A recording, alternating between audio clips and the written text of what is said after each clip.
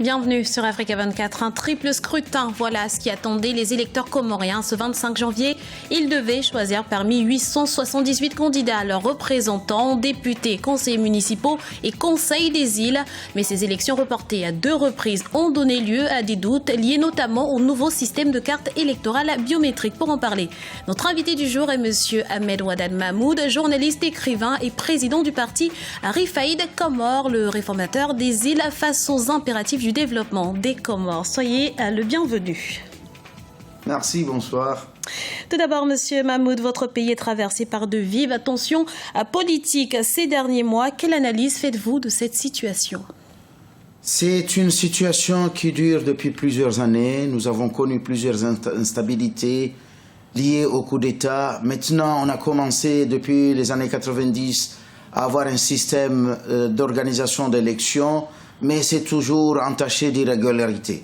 Donc c'est un processus qui suit son cours. Il y a lieu de patienter, il y a lieu d'espérer, tout en sachant que ceux qui détiennent le pouvoir, à chaque fois, ils ne veulent pas comprendre que les alternances doivent se faire dans la paix et la concorde. Parlons-en des élections. Justement, les élections législatives se sont tenues ce 25 janvier. Comment s'est déroulé le vote ?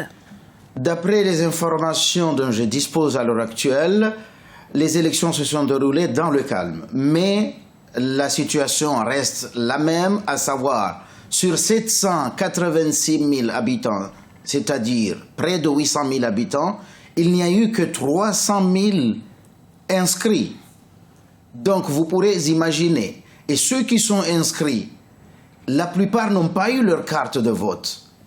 Et ensuite, il y a eu 12 bureaux de vote qui ont été créés et on ne sait pas pourquoi. Alors, vous l'avez dit, la totalité des cartes électorales n'ont pas été distribuées avant le vote comme le prévoit pourtant le code électoral. Comment expliquer ce manquement ? C'est un dysfonctionnement lié au système d'organisation à la fois de la commission chargée de ces élections, mais aussi un dysfonctionnement au niveau de la supervision de ces élections.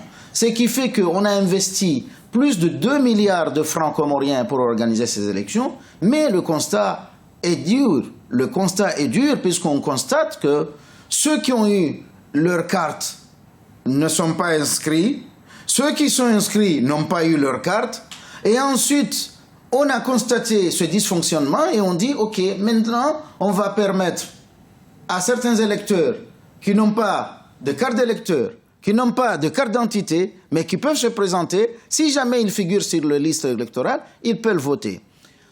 Voilà un exemple. Un autre exemple qui illustre le mal, c'est que au moment où on a commencé à faire le décompte des gens inscrits, on a constaté que le recensement ne s'est pas fait dans les normes. Et même, on trouve une personne qui peut avoir une carte avec plusieurs noms.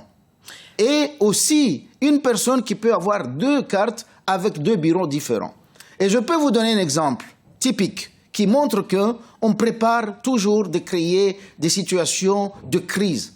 L'ancien président, Sambi, il s'est arrangé, on ne sait pas comment, pour voter en Grande Comore, alors qu'officiellement, son bureau de vote, il est en juin. Voilà un exemple qui prédit qu'on cherche toujours à créer un climat de crise, un climat de tension entre un peuple qui, généralement, c'est un peuple paisible. Alors, selon vos propos, on a constaté certaines irrégularités. Est-ce que vous doutez de la crédibilité de ces élections ?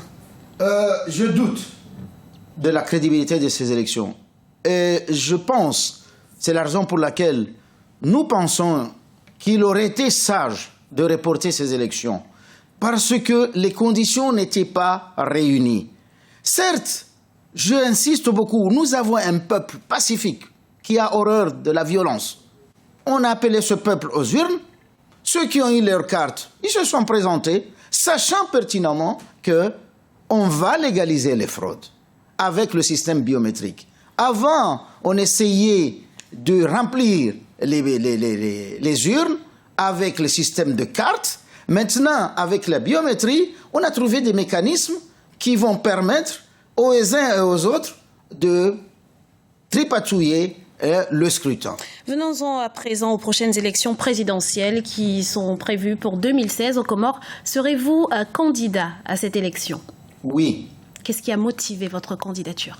Je pense qu'il faut doter les îles Comores d'une autre vision. Et c'est la raison pour laquelle je me prépare pour être candidat à l'élection présidentielle en 2016, afin de restaurer la République. Quel sera votre programme et comment est-ce qu'il sera décliné? Mon programme est bâti sur 99 propositions. La première proposition, c'est de restaurer la République des Comores.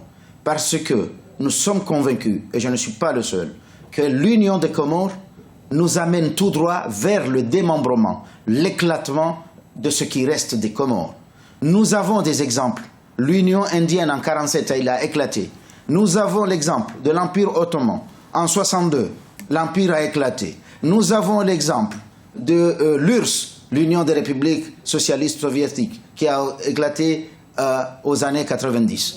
Donc nous pensons que l'Union des Comores nous amène tout droit vers le démembrement de ce qui reste des Comores. C'est la raison pour laquelle notre première proposition, c'est de restaurer la République avec 4 piliers essentiels. Le premier pilier, c'est de confier chaque île au vice-président.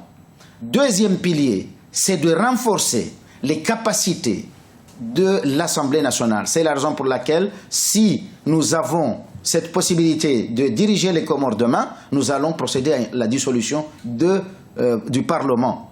Parce qu'il y a lieu de renforcer le Parlement, de créer de nouvelles circonscriptions, notamment la circonscription des Comoriens de l'étranger. Je pense que les Comoriens de l'étranger méritent d'avoir 3 sièges. Un siège pour les Comoriens résidant en France, un siège pour les Comoriens résidant à La Réunion et un siège pour les Comoriens résidant à Madagascar. Voilà notre ambition. Et le troisième pilier, permettez-moi, c'est de réorganiser les communes pour que les villes et villages organisés puissent être le moteur du développement. Et le dernier pilier, organiser la communauté comorienne émigrée. Voilà les 4 piliers qui vont devoir permettre de faire décoller les Comores. Merci, Monsieur Ahmed Wadan Mahmoud, d'avoir répondu à nos questions. Je rappelle que vous êtes journaliste, écrivain et président du RIFAID Comores. C'était l'invité du jour. Nous vous remercions pour votre fidélité. Restez avec nous. L'information continue sur Africa 24.